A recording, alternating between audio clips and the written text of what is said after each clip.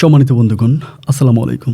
দূরে কাছে দেশে অথবা দেশে বাইরে থেকে কলিজার বন্ধুরা ঠিক এই মুহূর্তে যেখান থেকে বাস্তব জীবনের গল্প শোনার জন্য আমার সাথে জয়েন করেছেন আমি আপন।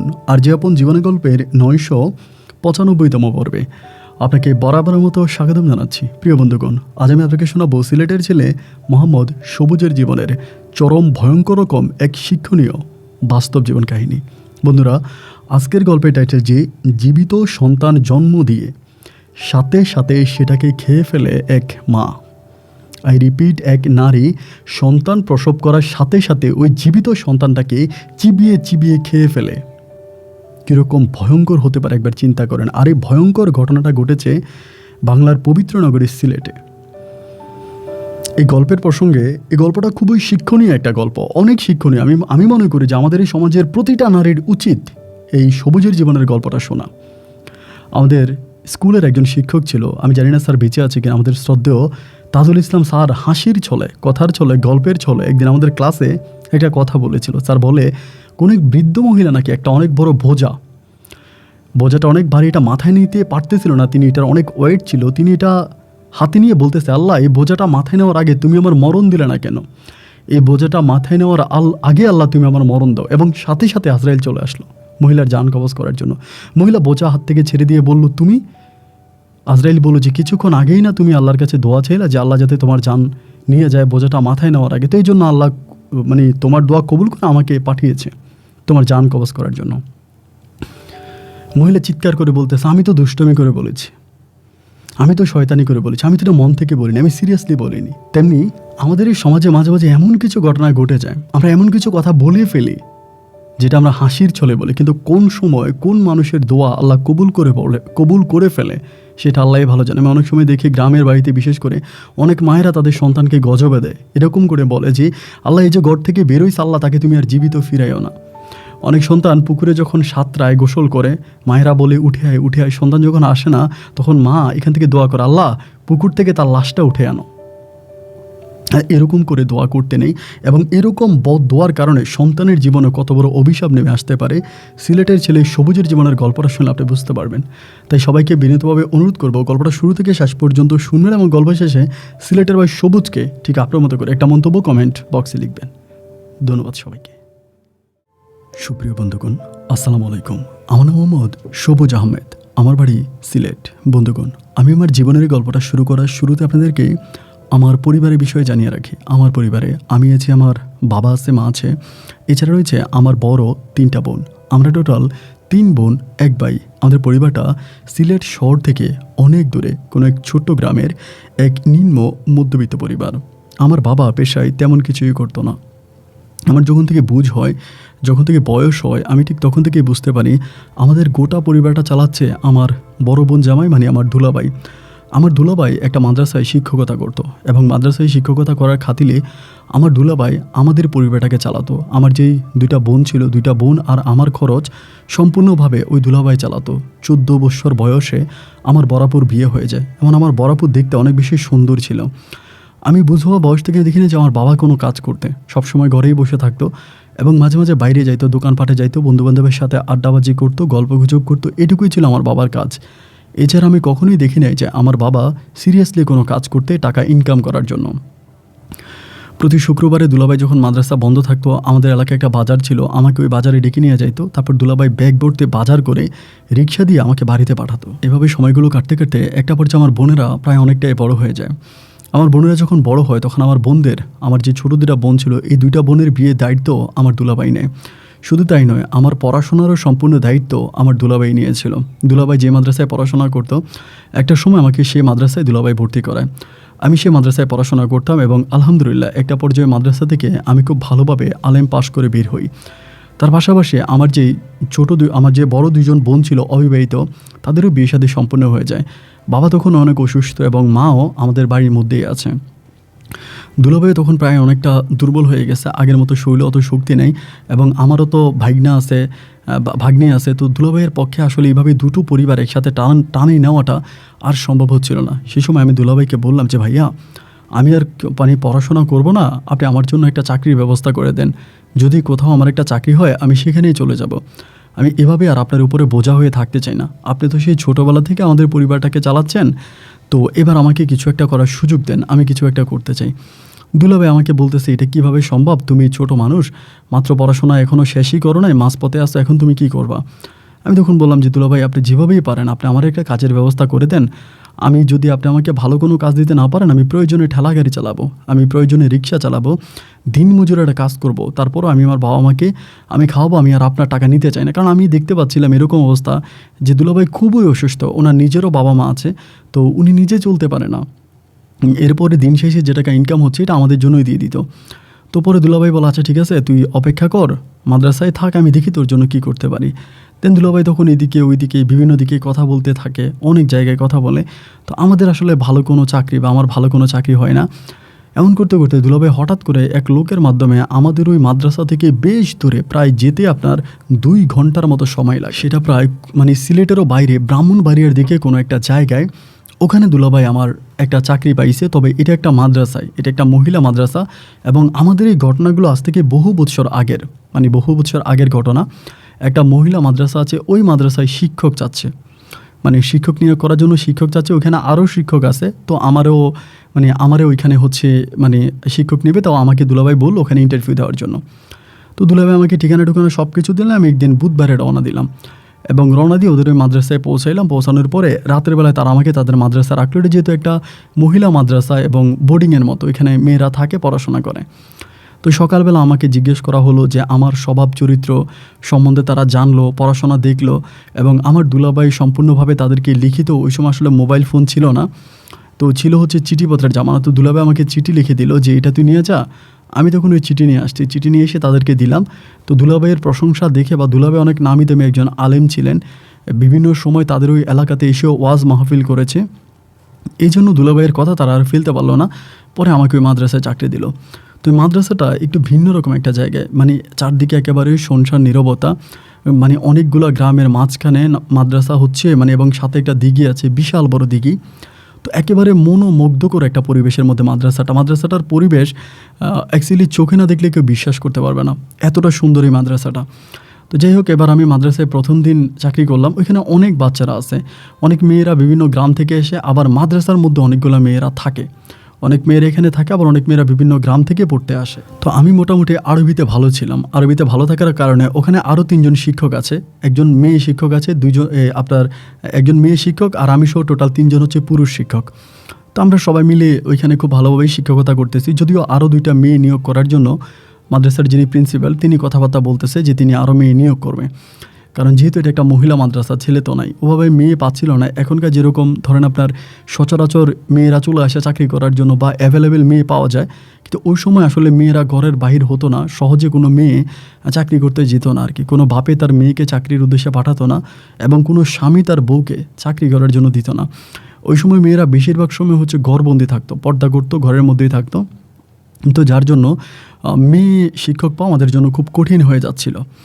তো একটা পর্যায়ে ওভাবে আমরা মাদ্রাসা চালাচ্ছিলাম। তো আমি বেশিরভাগ রাতের বেলায় করি কি জানেন, ধরেন এখানে বাচ্চাদেরকে পড়াশোনা করিয়ে বা যারা আছে সব কিছু শেষ করার পরে আমি রাত 9টা কি 10টার দিকে চলে আসি আমার ওই দিঘির পাড়ে। মাদ্রাসার পাশে দিঘিটা ছিল, এবং দিঘির পাড়টা এতটাই সুন্দর ছিল, চোখে না দেখলে কেউ বিশ্বাস করবে না। 1 ঘন্টা দিঘির পাড়ে বসে থাকলে আমার পুরোটা শরীর মোমের মতো ঠান্ডা হয়ে যেত, এবং সেই সময়টা গরমের সময় ছিল, প্রচণ্ড রকমের গরম ছিল। গরম থাকার কারণে আমি খালি গায়ে দিঘির পাড়ে বসে থাকতাম।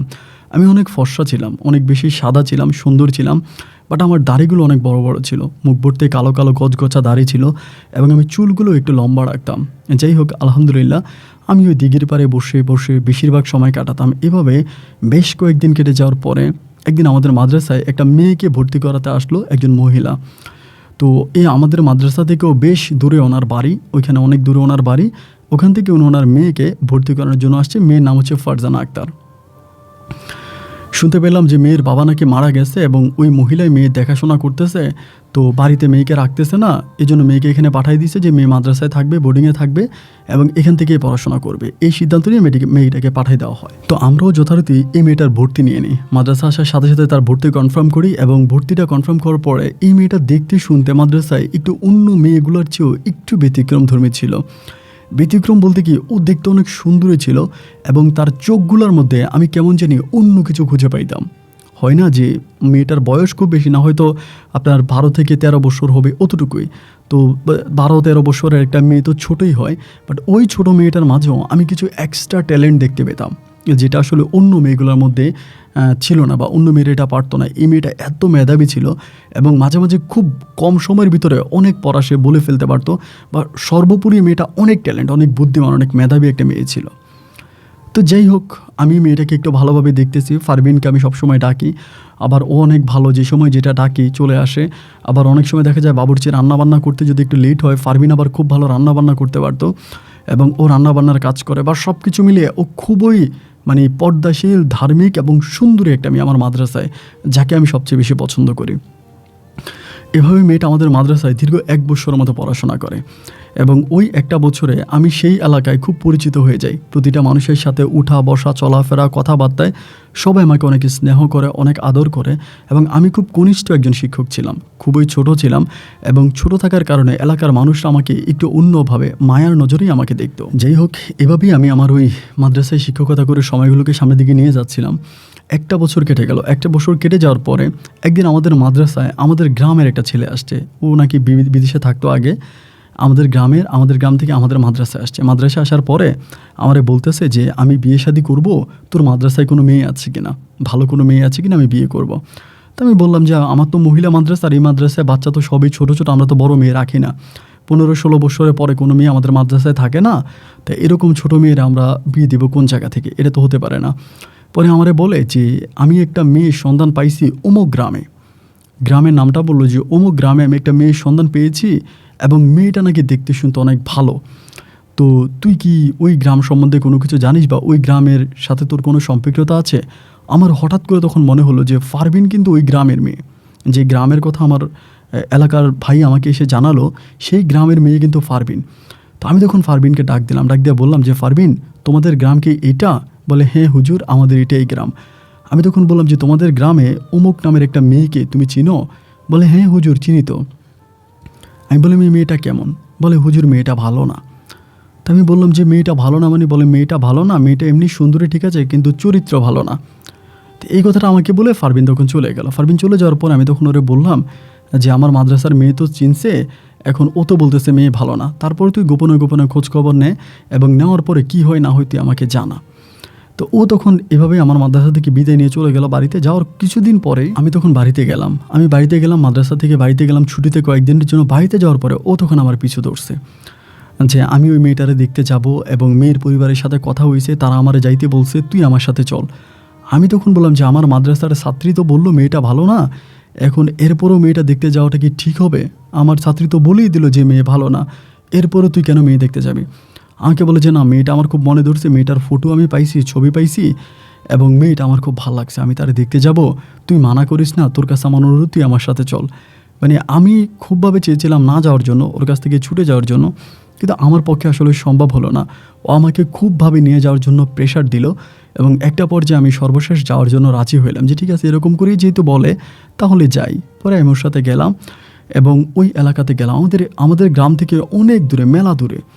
তো সেখানে গেলাম, মানে আপনার ব্রাহ্মণবাড়িয়ার ওইদিকে, ওইখানে গেছি। ওইখানে যাওয়ার পরে তো মেয়ে দেখার জন্য গেলাম, মেয়েও দেখলাম। তো দেখার পরে আমার কাছে যে, আমি শুধু একা জেনে, ওর সাথে ওর বাবা, এরপরে হচ্ছে ওর মা, ওর আরও এক বোন, ওরা সহ গেছে। তো মেয়ে দেখলাম, দেখে আমার কাছে কেমন যেন একটু ডাউট লাগলো। মানে আমি তো মাদ্রাসায় শিক্ষকতা করি, পর্দাশীল মেয়ে কিন্তু আমি দেখলেই বুঝতে পারি, বাট আমার কাছে এই মেয়েটাকে কেমন যেন একটু বেপর্দা মনে হলো, যে পর্দা করে না, একটু বেপর্দা টাইপের মেয়ে। তো এরপর আমি চিন্তা করলাম যে, মেয়েটা যেহেতু, আমি তো ফারবিনকে জিজ্ঞেস করলাম, ফারবিন তো খারাপ বলল, আর ফারবিন তো ছোট মানুষ, ও খারাপ বলল কি ভালো বলল এইটাতে তো আসলে তেমন কিছু যায় আসে না।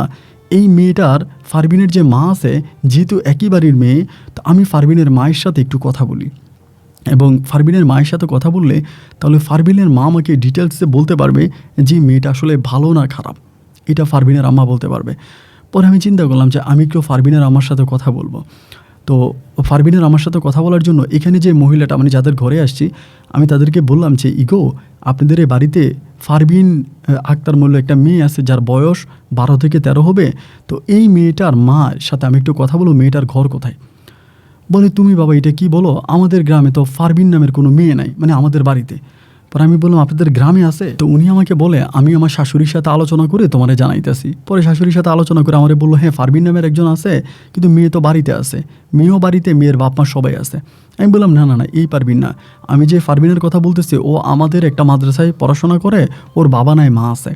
বলে না রে বাবা, আমাদের পুরো গ্রামে এই ফারবিন নামের কোনো মেয়ে নাই যে মেয়ের মা আছে বাবা নাই, মেয়ে মাদ্রাসায় হোস্টেলে থাকে পড়াশোনা করে, এরকম কোনো মেয়ে কিন্তু নাই। তো বিষয়টা শোনার পর আমার তখন মনে হলো যে এটা কেন হইলো, বা পারভিন এটা আমাকে মিথ্যেটা কেন বললো, ফারবিন তো ওই মেয়েকে চিনেই না। পরে আমি ওইখান থেকে ওদের সাথে বিদায় নিয়ে চলে আসলাম বাড়িতে যাওয়ার পরের দিন আমি মাদ্রাসায় আসছি। মাদ্রাসায় আসার পর আমাদের যে রেজিস্টার পেপার, যেখানে আমরা স্টুডেন্টদের নাম ঠিকানা বা এগুলো লিখে রাখি, আমি তখন রেজিস্টার পেপারটা নিলাম। ফারবিনকে কিন্তু কিছুই বললাম না এসে যে তুমি আমাকে মিথ্যা বললা কেন বা এটা কেন বললা, ওই বিষয়ে কিছু বললাম না। পরে আমি ওর নাম ঠিকানাগুলো আমি তখন বের করতে শুরু করলাম, এবং নাম ঠিকানাগুলো বের করে আমি দেখলাম যে ও যে গ্রামের কথা বলছে বা যে গ্রামের ঠিকানা আমাকে দিয়েছে, আসলেই কিন্তু রেজিস্ট্রিতে ওই গ্রামে লেখা, গ্রাম ওইটাই লেখা, ঠিকানা ওইটাই লেখা, সব কিছু ওইটাই লেখা। তাহলে আমি তখন একটু বিবেকে পড়ে গেলাম, তাহলে ফারবিন আমাকে মিথ্যাটা বললো কেন? আমি তখন কী করলাম, ফারবিনকে আনলাম। এরপরে ঠিকানা দেখেন, বলছে ফারবিন তুমি আমাকে যে ঠিকানা দিয়েছো, তোমার গ্রামের ঠিকানা, বাড়ির ঠিকানা, তোমার বাবা মায়ের ঠিকানা, এটা কি আমাকে সত্য দিয়েছো? আমাকে বললো হুজুর এটা তো আমার আম্মু দিয়েছে, আমি তো দেই নাই। আমি বললাম হ্যাঁ ভালো, তোমার আম্মুই দিয়েছে, তোমার আম্মুকে এটা সত্য দিয়েছে? আমাকে বলে হুজুর আপনি আম্মুর সাথে কথা বলেন। আমি বললাম দাঁড়াও, তুমি 12-13 বছরের একটা মেয়ে, তুমি কি তোমার বাড়ির ঠিকানা জানো না? বলে জানি। আমি বললাম তোমার বাড়ির নাম বলো। ও বাড়ির নাম বললো, গ্রামের নাম বললো, থানার নাম বললো, জেলার নাম বললো, সবই বললো। এখন ও যেভাবে বললো রেজিস্ট্রির ব্যাপার এভাবেই লেখা, তাহলে সেই গ্রামে যাওয়ার পরে আমি কেন ওকে পেলাম না? আমি তখন ফারবিনকে বললাম যে ফারবিন তুমি একটা কাজ করো, তোমার আম্মারে খবর দাও, তোমার আম্মারে খবর দিয়ে নিয়ে আসো। তা আমাকে বলতেছে আমি কিভাবে আম্মুকে খবর দিব? আমি বললাম ঠিক আছে, কালকে আমি তোমাকে নিয়ে তোমাদের গ্রামে যাব। আমার কথা হচ্ছে যে তারা কোনো ভুলভাল ঠিকানা দিল কি না, বা উল্টাপাল্টা কোনো ঠিকানা দিয়ে আমাদেরকে কোনো ক্রাইমে ফেললো কি না, ওই ভয়টা আমার মনে কাজ করে। তো ওই ভয়টা কাজ করার পরে আমি তখন এই মেয়ের বাড়িতে যাব। পরের দিন আমি সকালবেলা মেয়েকে নিয়ে যাব। তো সকালে আমি রওনা দিছি, রওনা দিয়ে বললাম যে ফারবিন চলো তোমাদের গ্রামে যাব। ও তখন রেডি হয়েছে, আমি তখন ওরে নিয়ে আমাদের প্রিন্সিপালের সাথে কথাবার্তা বলে ওরে নিয়ে রওনা দিছি। আমি বিষয়টা আমার প্রিন্সিপালকে জানাইছি, জানানোর পরে তিনি আমাকে বলে যে হুজুর আপনি একটা কাজ করেন, আপনি যান সরেজমিনে গিয়ে জিনিসটা দেখে আসেন যে মেয়ে এবং মেয়ের মা যে ঠিকানা দিয়েছে যে আদৌ এই ঠিকানাটা সত্যি কিনা। আপনি এটা যান এবং গিয়ে আপনি বিষয়টা খুব ভালো করে দেখে শুনে আসেন। তো যার জন্য আমি ফারবিনকে নিয়ে রওনা দিলাম যে আমি যাব। কিন্তু অবাক বিষয় হচ্ছে মাঝপথে যাওয়ার পরে আমরা বাসে করে যাচ্ছিলাম, ওইখানে গাড়িটা হঠাৎ করে চাকাটা পাংচার হয়ে গেল, চাকাটা আপনার বাস্ট হয়ে গেল। বাস্ট হয়ে যাওয়ার পরে গাড়ির মধ্যে অনেক গরম পড়তেছে, তখন গরমের সময় ছিল। আমি তখন বললাম ফারবিন চলো আমরা নিচে গিয়ে একটু দাঁড়াই। আমাকে বলে না হুজুর আপনি যান, আমি এখানে বসছি। এটা বলার পরে আমি তখন নিচে গেলাম, নিচে গিয়ে প্রায় বেশ কয়েকক্ষণ দাঁড়াইছিলাম। বেশ অনেকক্ষণ দাঁড়িয়ে থাকার পরে একটা পর্যায়ে আমি গাড়িতে আসলাম, এবং গাড়িতে আসার পরেই দেখলাম ফারবিন আর নাই। গাড়িতে ফারবিনকে দেখতে পাইলাম না। দেখতে না পাওয়ার পরে আমি ভাবলাম যে ও মনে হয় নিচে নেমে গেছে। আমি তখন নিচে নামলাম, তখন গাড়িও স্টার্ট দিয়ে ফেলেছে। আমি তখন ড্রাইভারে বললাম আরে ভাই গাড়ি স্টার্ট দিতেছেন, আমার ছাত্রী তো গাড়িতে উঠে নাই। বলে হুজুর কি বলেন আপনার ছাত্রী উঠে নাই? আমি বললাম হ্যাঁ আমার ছাত্রী তো গাড়িতে উঠে নাই, ও তো মনে হয় বাইরে গেছে। তো কন্ট্রাক্টর বলতেছে বাইরে আমি দরজার মধ্যে বসেছিলাম, গাড়ি থেকে আপনি আর কয়েকজন ছাড়া কোনো মহিলা মানুষ নামে নাই। গাড়িতে আরও 2টা মহিলা আছে, তো 2টা মহিলার মধ্যে কেউই নামে নাই। এবং গাড়ির যে অন্য যাত্রীরা আছে তারাও বলে আমরা তো দেখেছি মেয়েটা এখানেই বসেছিল, মেয়েটা এখানেই বসে আছে। তাই আমি বললাম আপনারা সবাই যদি দেখেন যে মেয়েটা এখানেই বসেছিল, এখানেই বসে আছে, তাহলে মুহূর্তের মধ্যে কি মেয়েটা হাওয়া হয়ে গেল? তো তারা বলতেছে বাবা আমাদের কাছে তো বিষয়টা অবাক লাগতেছে। গাড়ি থামানো হলো এবং গাড়ির যে যাত্রীগুলো ছিল সবাই তখন গাড়ি থেকে নামলো। তো জায়গার মধ্যে এখানে সেখানে সবাই খোঁজাখুঁজি করতেছে। আমার ভিতরেও তখন একটা ভয় কাজ করতেছে, মনে হয় যে যেহেতু বাড়ির ঠিকানাটাও আমাকে রাইট বলে নাই, ভুল বলছে, তার মনে হয় ও গাড়ি থেকে পালায়ে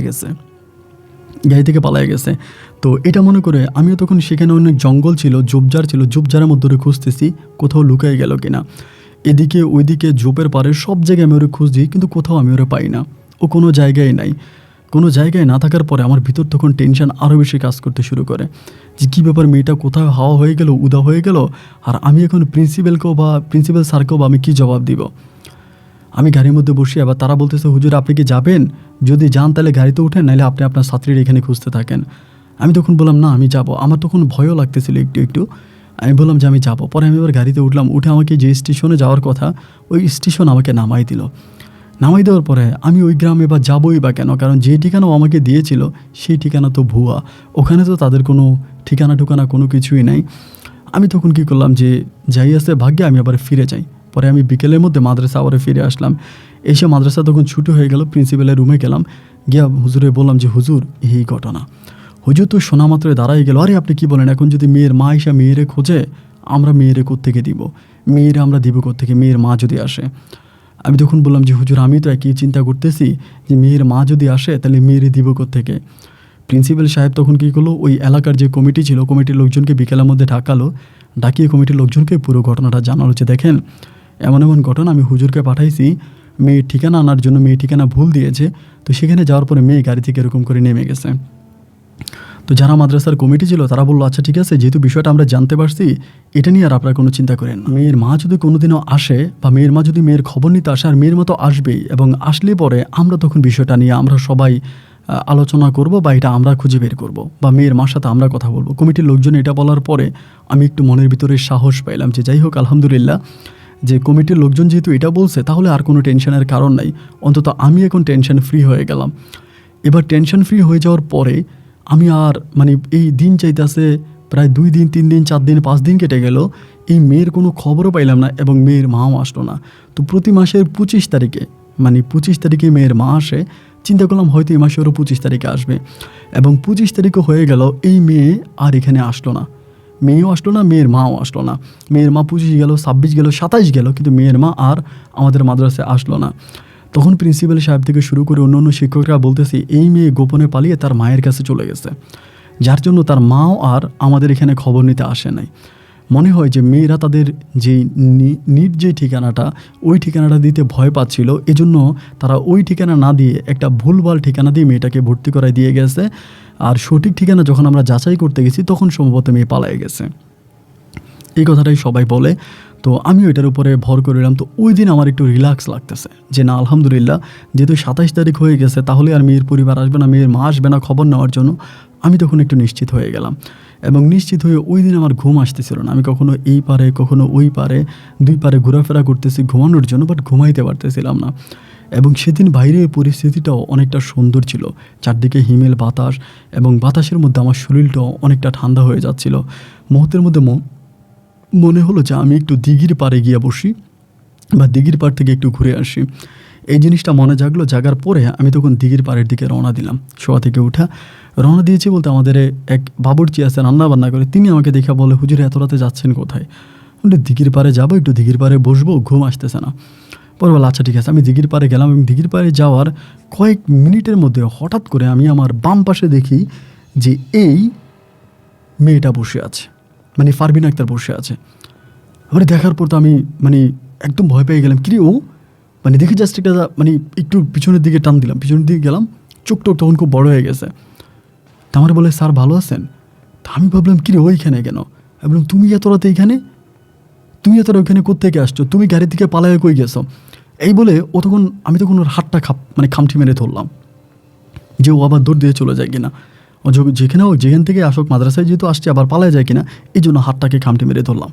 ধরার পরে ভাই আমার কাছে মনে হলো আমি একটা আইস বা বরফ, আপনারা যারা বরফ জানেন, আমি একটা বরফের টুকরার মধ্যে হাত দিয়েছি। আমার হাতটা ঠান্ডায় কেটে যাচ্ছে, কেটে যাওয়ার মতো অবস্থা, এত ঠান্ডা। আমি সাথে সাথে হাতটা ছেড়ে দিলাম। হাতটা ছেড়ে দিয়ে আমি বললাম যে তোমার হাতে তো ঠান্ডা কেন, তোমার হাতটা তো ঠান্ডা কেন? আমাকে বলে হুজুর আমি তো পানিতে ছিলাম। পানিতে ছিলাম তোমার শরীর তো ভিজা নাই, তুমি কিভাবে পানিতে ছিলা? আর পানিতে কেন থাকবা? তুমি কই গেছিলা? গাড়ি থেকে? বলে হুজুর গাড়ি থেকে আমি চলে গেছি। আমি বলি কেন গাড়ি থেকে চলে গেছো? বলে আমার মা বলছে চলে যাইতে। তো তোমার মা কেন গাড়ি থেকে তোমাকে চলে যেতে বললো? তখন আর মেয়ে কোনো কথা বলে না। আমি বললাম শোনো, আমার কাছে সত্যি কথা বলো, আমি খুব ভয় পাইছি। তুমি এত রাতের বেলা এখানে আসছো কোত্থেকে? এত রাতে এখানে কোত্থেকে আসছো? বলে হুজুর আমি তো পানিতেই ছিলাম, আপনি যেহেতু এখানে আসছেন আমি আপনাকে দেখছি, দেখে আমি উঠে আসছি। আমি বললাম আরে তোমার গায়ে তো কোনো পানি নাই, তুমি তো তোমার গা শরীর একদম শুকনা, তুমি কিভাবে পানিতে ভিজেছো? এটা কী ধরনের কথা? আমাকে বলে হ্যাঁ আমি পানির মধ্যেই ভিজেছি, পানির মধ্যেই ছিলাম। এটা বলে একটু মুচকে মুচকে হাসতেছে। তাই আমি চিন্তা করতেছি ঘটনাটা কি, কিছু না কিছু তো একটা আছে। আমি তখন বললাম শোনো, আমার কাছে সত্যি কথা বলো, তাহলে কিন্তু আমি অন্য অন্য হুজুরদেরকে ডাকবো। বলে আপনি ডাকেন। আমি তখন গেলাম অন্য হুজুরকে ডাকার জন্য, যে হুজুরকে ডাকার জন্য গেলাম, এবং আমি কয়েকজন হুজুরকে চালিয়ে কয়েকটা এখানকার যে বাবুর্চি ছিল তারা নিয়ে আমি তখন আবার দিঘির পাড়ে আসলাম। এসে দেখি যে এই মেয়ে আর নাই। দিঘির পাড়ে এসে দেখতেছি ও নাই। আমি সবার কাছে বলতেছি এইখানেই মেয়েটা বসা ছিল, এইখানেই কথা হয়েছে এবং এখানেই সব কিছু হয়েছে, তো মেয়েটা এখন উধাও হয়ে গেছে, মেয়েটা আশেপাশে কোথাও আছে। আমরা প্রায় সারা রাতভর পুরো জঙ্গল এখানে সেখানে তন্ন তন্ন করে মেয়েটারে খুঁজেছি, বাট কোথাও তারে পাইনি। তারে পাইলাম না, কোথাও পাইলাম না। সবার মনে তখন একটাই প্রশ্ন যে মেয়েটা গেল কোথায়। আমি তো দেখেছিলাম, আমি তো আর মিথ্যে বলি নাই, এখানেই তো বসেছিল, তার সাথে কথা হয়েছে, আমি তার হাতে পর্যন্ত ধরলাম। এরপরে দিনের বেলা আমার কাছে বিষয়টা কেমন যেন, আমি সারাটা দিন একটা মানে দ্বিধাদ্বন্দ্বের মধ্যে আছি, মানে ঠিকমতো মানে এটাই নিয়ে চিন্তা করতেছি, এটা নিয়ে টেনশন করতেছি। আমি দেখলামটা কি, এটা আমি কি দেখলাম, মানে এটা আমি দেখলামটা কি, আসলে কি দেখলাম, মানে ওই যে কি দেখলাম ওইটা চিন্তা করতে করতে আমি পাগল হয়ে যাওয়ার উপক্রম, মানে পাগল হয়ে যাওয়ার মতো অবস্থা। যে আল্লাহ এটা আমাকে কী দেখাইলো, আমি মুহূর্তের মধ্যে হঠাৎ করে এটা কী জিনিস আমি দেখে ফেললাম। যাই হোক, এরকমভাবেই তখন পড়ে আছে, আমি এরকমভাবেই চিন্তা ভাবনার মধ্যে আছি, চিন্তা ধান্দার মধ্যে আছি যে আল্লাহ তাআলা কী করে, বা এটা আমি কি দেখলাম, কোত্থেকে কি হয়ে গেল, এই বিষয়গুলো তখন আমাকে খুব ভাবাচ্ছিল, খুব টেনশনের মধ্যে আমি পড়ে গেছি। এবং টেনশন দেখতে বিকাল হয়ে গেল, বিকাল পরে সন্ধ্যা হলো, সন্ধ্যার পরে আমার মন কেন জানি বলতেছিল যে মেয়েটা এখানেই লুকিয়ে আছে, এই মেয়েটা আশেপাশেই কোথাও লুকিয়ে আছে এবং আমাদের সাথে মেয়েটা গেমস খেলতেছে, মেয়েটা আশেপাশে কোথাও লুকিয়ে আছে, এটাই আমার কাছে মনে হচ্ছিল। আমি তখন কী করলাম, সন্ধ্যার পরে আবারও দিঘির পাড়ে গেলাম এবং দিঘির পাড়ে চলো। ওই দিন কিন্তু আপনার চিন্তা করেন মাগরিবের পর পরে, তখন কিন্তু মোটামুটি মানে মাঠে এখন অনেকেই আছে, মাঠে মানুষজন আছে, মাঠ থেকে মানুষ যাচ্ছে মাগরিবের পর পরে আধা আধা আলোতে। আমি হঠাৎ করে দেখলাম যে এই মেয়েটাই একইভাবে আপনার আমার থেকে মোটামুটি বেশটা দূরে এই ফারবিন আক্তার বসে আছে, বেশটা দূরে। তো সত্যি কথা আমি সেদিন কিন্তু ভয় পাইছি। এরকম একটা অবস্থার ভিতরে আমি দেখলে তো আসলে ভয় পাওয়ার মতোই কথা, তো ভয় পাইছি, চিৎকার দিয়ে উঠছে, লাফ দিয়ে উঠছে এবং গালাগালি শুরু করছে, এই জানোয়ার বেয়াদব মেয়ে, তুই এখানে বসে আছিস। হাসতেছে আমার দিকে তাকায় হাসতেছে দেখে আমি এবার এখান থেকে দিলাম দৌড় দিয়ে আমি তখন মাদ্রাসার ভিতরে আসলাম। আইসা হুজুরকে জানালেন যে হুজুর এই ঘটনা। হুজুর তখন আমারে বলে, যেটা বুঝার আমি বুঝে গেছি, আপনি আসেন আমার রুমে আসেন। পরে প্রিন্সিপাল সাহেব আমার তখন রুমে নিয়ে গিয়ে বলে যে সবুজ সাহেব, আপনারা কি বলবো, আসলে বলতেও তো খারাপ লাগতেছে কিন্তু না বলেও পারতেছি না। আদৌ আমরা যে মেয়েটাকে আপনি দেখছেন বা যেটা আমাদের মাদ্রাসায় দীর্ঘ 1 বছর পড়াশোনা করেছে, এটা আসলে কোনো মেয়ে না, এটা আসলে কোনো মানুষ না, এটা একটা জিন। কি বলেন আপনি, এটা একটা জিন? বলে হ্যাঁ, এটা একটা জিন। আপনার কথাবার্তার সাথে মিলিয়ে বা সব কিছু চিন্তাভাবনা করে আমিও নিজে একটু কোরআন দ্বারা রিসার্চ করে যেটা খুঁজে পেলাম, মেয়ের হাতের সিগনেচার বা মেয়ের লেখা অনেক বই ছিল, এগুলো সব কিছু দেখে এবং আপনার কথার সাথে মিলে আমি বুঝতে পারলাম যে এটা আসলেই কোনো মেয়ে না, এটা একটা জিন জাতি। তো আপনি আর ওই মাদ্রাসার দিকে যাইয়েন, আপনি ওই দিঘির পাড়ে যাইয়েন না, এবং আমার মানে অ্যানালাইসিস মোতাবেক এটা দিঘির মধ্যেই থাকে, সম্ভবত আপনার ওই দিকে যাইয়েন না। হুজুরের কথা শুনে আমার গলা টলা সব শুকিয়ে গেল। আমি তো প্রচণ্ড রকমের ভয় পাইছি। কি বলে, আজকে 1 বছর ধরে আমরা একটা জিন মেয়েকে পড়াইছি এবং এই মেয়েরা আমি আবার গাড়ি করে মেয়ের বাড়ির দিকে নিয়ে যাচ্ছিলাম। রাস্তার মধ্যে মেয়ে হঠাৎ করে উধাও হয়ে গেল এবং আবার মাদ্রাসায় ফিরে আসলাম। আসার পরে শুনতেছি এই ঘটনা, মানে আমি তখন এই ডান বাও কোনো কিছু মিলাইতে পারতেছিলাম না। এ আল্লাহ, আমার সাথে এটা কী হয়ে গেল, আল্লাহ এটা আমি কি দেখলাম, মানে এইরকম চিন্তাভাবনা করতে ঘুম কিন্তু আসতেছে না। এই খাটে যেয়ে শুয়ে আছি, কোনোভাবেই চোখের পাতাকে এক করতে পারতেছি না। আস্তে আস্তে করে একটু তন্দ্রায় গেছি। তন্দ্রায় যাওয়ার পরেই ভাই আমি হঠাৎ অনেক রূপসী একটা মেয়েকে দেখতে পাচ্ছি, অনেক রূপসী, এমন রূপসী মেয়ে আমি আমার জীবনেও দেখিনি। এটা আমি ঘুমের মধ্যে দেখতেছি, ঘুমের স্বপ্নে একেবারে আসমান থেকে এরকম করে আমার উপরে এসে মানে আমার দিকে আসতেছে এবং এসে আমার পাশে বসার পরে আমার অনেকেই বলে যে এটা আমি ঘুমের মধ্যে দেখেছি, বাট আমার কাছে মনে হয় না যে আমি ঘুমেছিলাম। সম্ভবত আমি আধা ঘুম আধা সজাগ, তন্দ্রায়, যেটাকে বলে তন্দ্রায় ছিলাম। এসে আমাকে বলতেছে যে সবুজ সাহেব, আমি একটু আপনার সাথে কথা বলবো। তাই আমি বললাম, ঘুমের মধ্যেই বলতেছি যে আপনি কে? বলে আমার নাম ফারবিন আক্তার। আমি বললাম, কি ফারবিন আক্তার? আপনি কোন ফারবিন? বলে যে ফারবিনকে আপনি 1 বছর পড়িয়েছিলেন, যে ফারবিনকে আপনি বাড়িতে দিয়ে যাওয়ার জন্য গাড়িতে নিয়ে রওনা দিছিলেন, যে ফারবিনের সাথে দুইবার আপনার দিঘির পাড়ে দেখা হয়েছিল, আমি সেই ফারবিন। আমি বললাম, আপনার কি মাথা খারাপ হয়েছে? ওই ফারবিন তো ছোট একটা মেয়ে, তা আপনি কত বড় মেয়ে? ফারবিনের বয়স 12 থেকে 13 বছর হবে খুব বেশি হইলে, বাট আপনি তো অনেক বড় একটা মানুষ, অনেক বড় একটা মেয়ে। আপনি কোত্থেকে এখানে আসছেন? আপনি কে?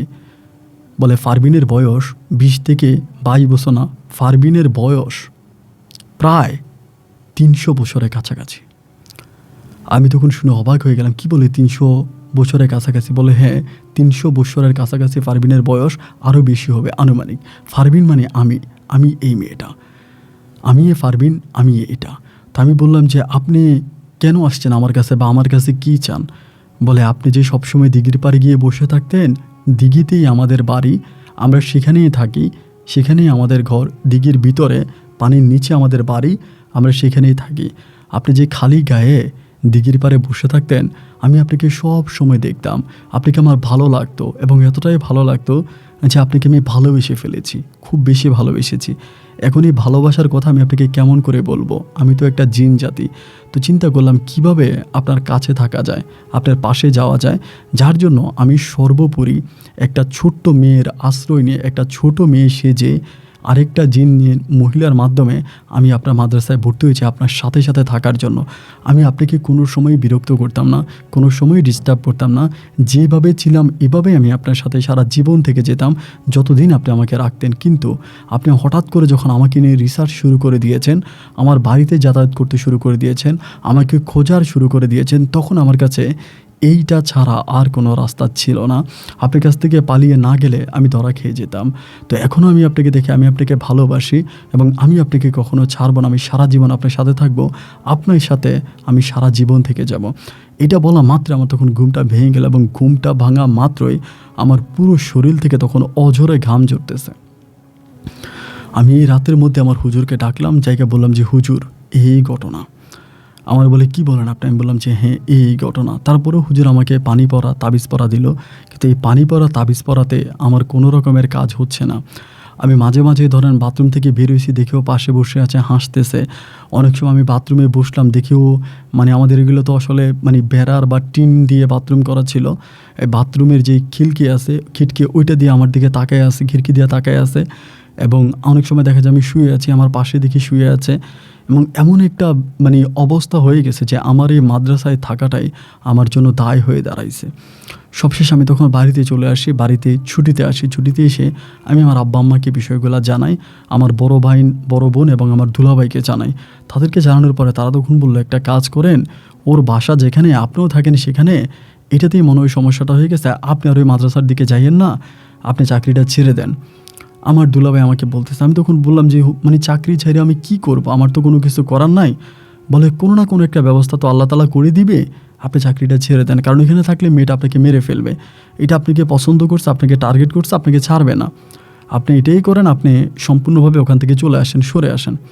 তা আমি বললাম যে আচ্ছা ঠিক আছে, যেহেতু আমার দুলাভাই বলতেছে আমি ওখানে আর যাব না। কিন্তু ভাই সবচেয়ে বড় কথা হচ্ছে, এই বাড়িতে যেদিন ছিলাম তার পরের দিনে এ আইসা আমাকে ডাকতেছে, দরজার মধ্যে ডাক দিয়েছে যে সবুজ স্যার উঠে আসেন, আমি ফারবিন। 2 বার ডাক দিছে। আমিও শুনছি, আমার মাও শুনছে, ওই দিন আমার ছোটো বোন আমাদের বাড়িতে ছিল, ও শুনছে। আমার আম্মা তখন এদিকে যাচ্ছে ওইদিকে যাচ্ছে, বিভিন্ন জায়গা থেকে পানি পড়া তাবিজ পড়া অনেক কিছু আইনে আমাকে দিতেছে, কিন্তু কোনোভাবেই আর কোনো কাজ হচ্ছে না, কোনোভাবেই কোনো কাজ হচ্ছে না। আমি কোনোভাবেই আর ঠিক হইতে পারতেছি না, কখনো এইদিকে কখনো ওইদিকে, বিভিন্ন দিকে। আমি তখন খুব টেনশনে পড়ে গেলাম। মাদ্রাসায় গেলে মাদ্রাসার মধ্যে যেমন ছিলাম, যেমনি আমি ওরা হঠাৎ সামনে দেখতাম যে হঠাৎ বসে আছে, হঠাৎ আমার সামনে দাঁড়িয়ে আছে, আমি শুয়ে আছি, ঘুম থেকে উঠে দেখে আমার পাশে বসে আছে, এরকমভাবেই আমি দেখতে পাচ্ছি। আসলে আমার জায়গায় অন্য কোনো মানুষ হইলে এগুলো নিতে পারতো না, অজ্ঞান হয়ে যেত, সেন্সলেস হারিয়ে মারা যেত।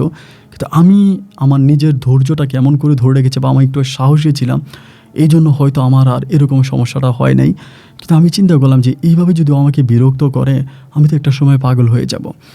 এবং আমি তখন একদিন হঠাৎ করে, তাও আপনার সন্ধ্যার সময়, আমাদের বাড়ির সামনেই একটা মানে ইয়ের মতো আছে, আপনার যে বাঁশ দিয়ে বানানো, ওই সময় বাসাই বলো ওইটাকে, ওইটার মধ্যে বসে আছে, চাঁদের আলো ছিল। হঠাৎ করে দেখলাম ও ওই পারে, মানে আমি যেখানে বসে আছি সামনে ফসলি জমির আইলের মধ্যে ওই পারেও দাঁড়ায় আমার দিকে তাকে হাসতেছে। খুবই সুন্দর চেহারা। এবং এই যে আমি স্বপ্নে দেখার পর থেকে ওকে যেভাবে দেখতেছি, আমি কিন্তু আর ফারবিনের রূপে ওকে দেখি না, আমি তাকে এক ভিন্ন সুন্দরী মেয়ের রূপে দেখতে পাচ্ছিলাম। তো ওইখানে দাঁড়ায় আমার দিকে তাকে হাসে। আমি তখন ডাকলাম, এদিকে আয় বলে 2 বার ডাক দেওয়ার পরে ও তখন আমার কাছে আসছে, এসে আমার পাশে দাঁড়াইছে, একদম স্পষ্ট একটা মেয়ের মতো, একটা জামা পরে আছে সাদা কালার, চারপাশে ঘাগরির মতো জামাটা পরে আছে এবং মানে মাথার মধ্যে গোমটা দেওয়া, খুব সুন্দর, আসলে এত সুন্দর মানুষ হয় না। তা আমি বললাম যে তুই আমাকে এইভাবেই বিরক্ত করিস, এইভাবে আমাকে জ্বালাস, আমি তো আর এই জীবনটা নিতে পারতেছি না, আমি তো মানুষ, তুই তো জিন, তুই তো পড়ি, তোর সাথে তো আমার সম্পর্ক হবে না, তুই আমাকে কেন এইভাবে বিরক্ত করিস। আমাকে বলে আমি তোমাকে বিয়ে করব, আমি তোমার সাথে সংসার করবো। আমি বললাম এটা কীভাবে সম্ভব, আমি একটা পরীকে কীভাবে বিয়ে করব, মানুষ তো জিন জাতিকে বিয়ে করতে পারে না। ও বলে যদি আমাকে বিয়ে করতে না পারিস তবে সারা জীবন আমি তোর সাথে থাকবো, আমি তোকে সারা জীবন দেখাশোনা করব।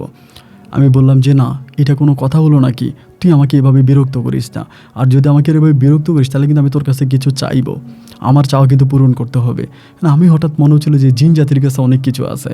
তা আমারে বলে তুমি কি চাও বলো আমার কাছে, আমি তোমার সব চাওয়া পূরণ করব। হঠাৎ করে জানি না কেন জানি আমার মাথায় তখন এই জিনিসটা চলে আসলো, কারণ আমাদের বাড়ির পাশে একটা কবিরাজ বাড়ি ছিল, সেই কবিরাজ বাড়ির একজন কবিরাজ, তিনি একটা জিন দ্বারা চিকিৎসা করতে এবং তিনি অনেক বেশি টাকার মালিক হয়েছে, সম্মানিত হয়েছেও বটে। আমি জানি না কিভাবে আমার ওনার কথা মনে পড়ে গেল। মনে পড়ে যাওয়ার পরে আমি বললাম যে আমি তাহলে কবিরাজি করব, তুই আমার কবিরাজি করাবি, আমি বিভিন্ন মানুষের চিকিৎসা করব, বিভিন্ন মানুষের ঔষধ তুই আমাকে বিভিন্ন জায়গা থেকে এনে দিবি এবং আমি কবিরাজি করব, তুই আমাকে সাহায্য করবি।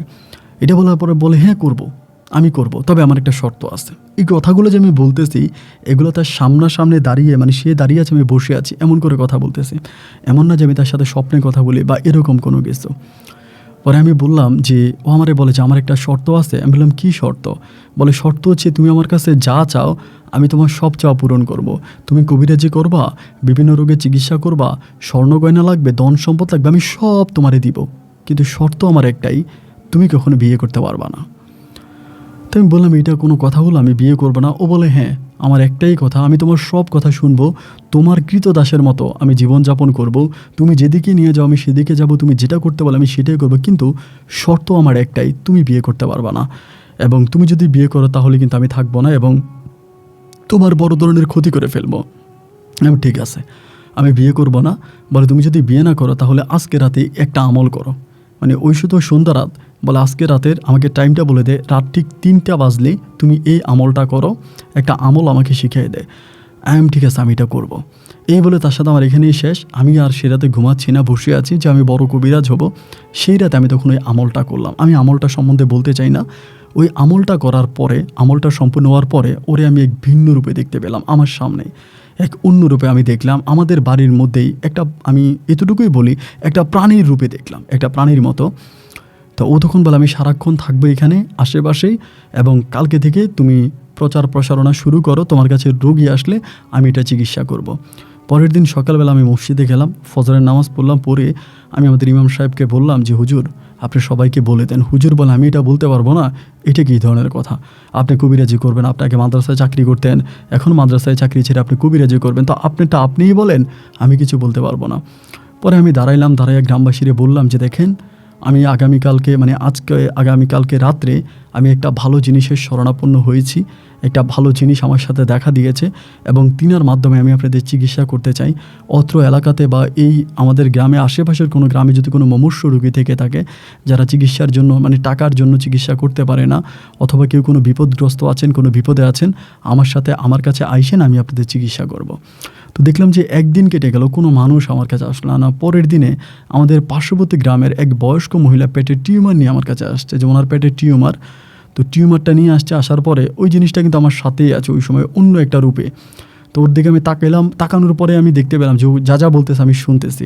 আমি সেই মতো মহিলাকে কিছু সারণ দিলাম, পানি পড়া থেকে শুরু করে যা ও বলতেছে এগুলা দিলাম। দেওয়ার পরে এই মহিলা সেদিন থেকেই, যেদিন আমি জিনিসগুলো দিলাম ঠিক সেদিন থেকে তার টিউমারের যে একটা ব্যথা, উনি অপারেশন করতে পারে না, গরিব মানুষ, টিউমারটা বড় হয়ে গেছে, ওই টিউমারের যে একটা ব্যথা, উনি আর ব্যথাটা অনুভব করে না।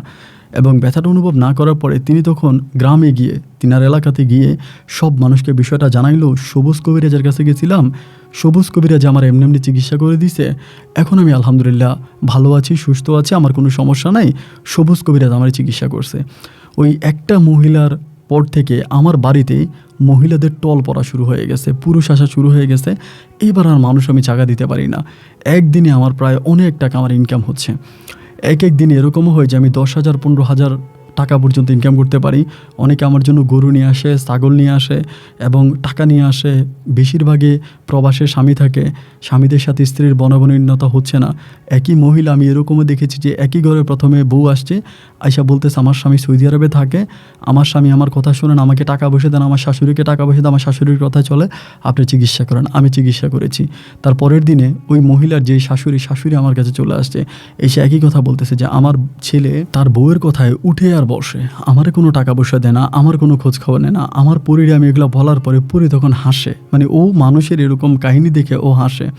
আবার অনেক মানুষের আমাকে পরীক্ষা করার জন্য এরকম অনেক লোক পেয়েছি, সে বিয়েই করে নাই, আমার কাছে এসে বলতেছে যে আমার ওয়াইফের বাচ্চা হয় না, আমার চিকিৎসা, ওয়াইফের জন্য কিছু সারণপনা পানি পরা দেন। আমি তখন সাথে সাথে বলে ফেলি, বেটা তুই তো বিয়েই করস নাই, এনে ফাইজলামি করার জন্য আসছিস। কারণ আমি তো সম্পূর্ণ পরিদ্বারা করতাম, ও তো সব কিছু জানতো এবং একটা মানুষের অতীত জানতো, অতীত জেনে আমাকে বলতো এবং আমি সেটারে চিকিৎসা করতাম। এরকমও হইতো যে কোনো একটা প্রতারক বাড়ি থেকে রওনা দিয়েছে আমার সাথে প্রতারণা করবে, তো আমারে পরি বলে দিতেছে যে অমুক জায়গা থেকে অমুক শার্ট, অমুক কালার, অমুক লুঙ্গি পরা একটা লোক আসতেছে যে তোমাকে ধোকা দেওয়ার জন্য, তোমার সাথে প্রতারণা করার জন্য, তুমি কিন্তু তারা কোনো রকমের সুযোগ দিও না।